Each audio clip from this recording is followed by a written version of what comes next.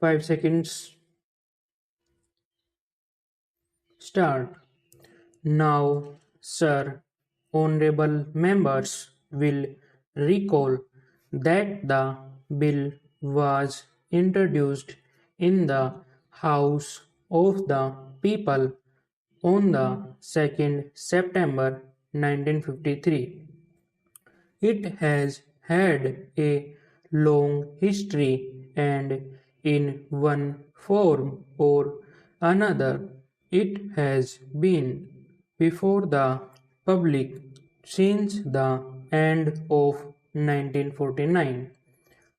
In the statement of objects and reasons, the various stages through which the bill has passed since 1946 have been summarized, and I need not recapitulate on this occasion the circumstances in which the then government of India took the decision in early 1946 to initiate an inquiry into the reform of our company law. I would remind honorable members that between 1946 and 1948, the entire field of company law was carefully reviewed by two distinguished company lawyers who were appointed to recommend the broad lines on which the present act should be revised.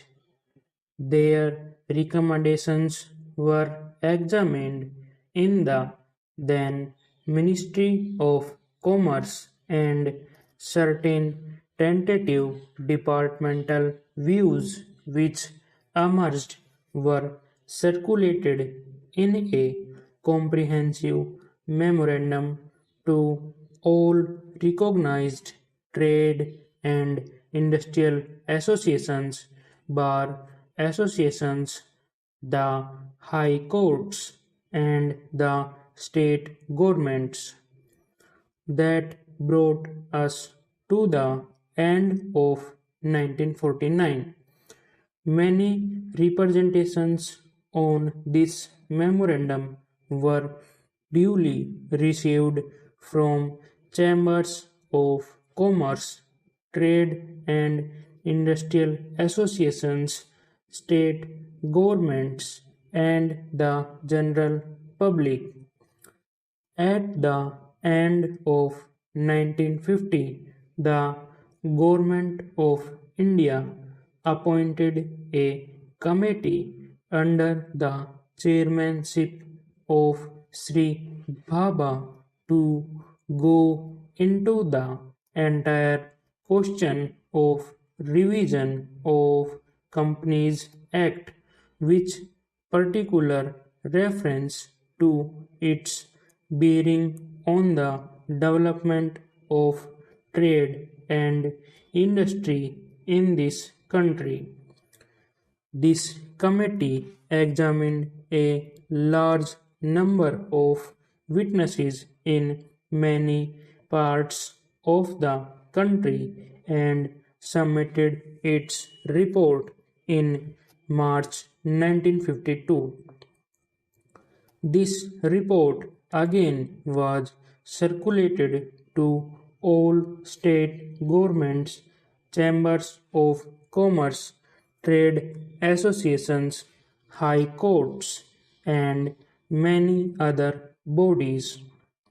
At the same time, a special officer was appointed in the Department of Economic Affairs, Ministry of Finance, to examine the report in the light of the views received from the interested public and to submit proposals to government for the revision of the present Act.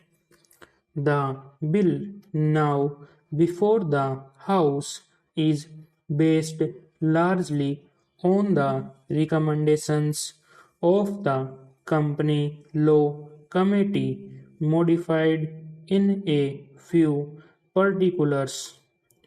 Honorable members will notice that so far as public relations go, the bill has covered adequate ground. In measure like the Companies Bill, however, which covers the entire field of the operation of joint stock companies, the limits of consultation and discussion can never be exhausted, and I would like to inform honorable members that although the bill was introduced in Parliament over 7 months ago, our officers have been engaged throughout this period in further studies and informal discussions with the interests concerned, and on occasion I have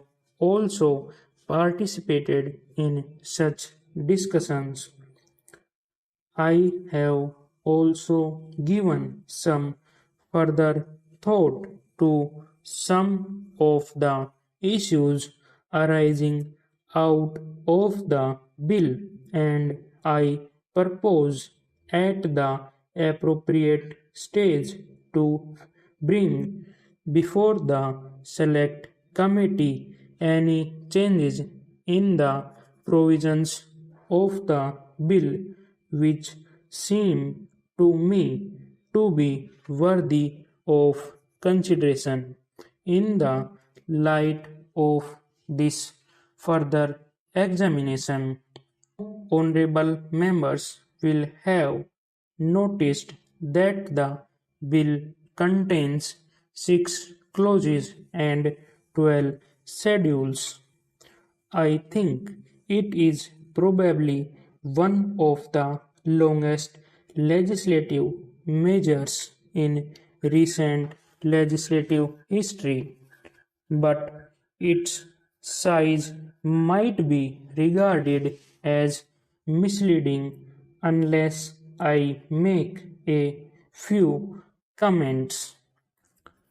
The bill is both, one must remember, a consolidating and amending measure as mentioned in the statement of objects and reasons. This is the first opportunity which has occurred since 1923 for the consolidation of the Companies Act. Advantage has been taken of this opportunity to redraft several long and complicated sections in the present Act, which have been split up into a large number of clauses.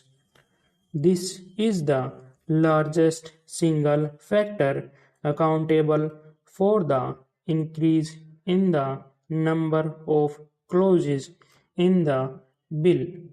New clauses embodying substantial changes in the present law would hardly constitute more than a small fraction of the bill. I would also draw attention to the structural changes in the bill to which a reference has been made in the statement of objects and reasons.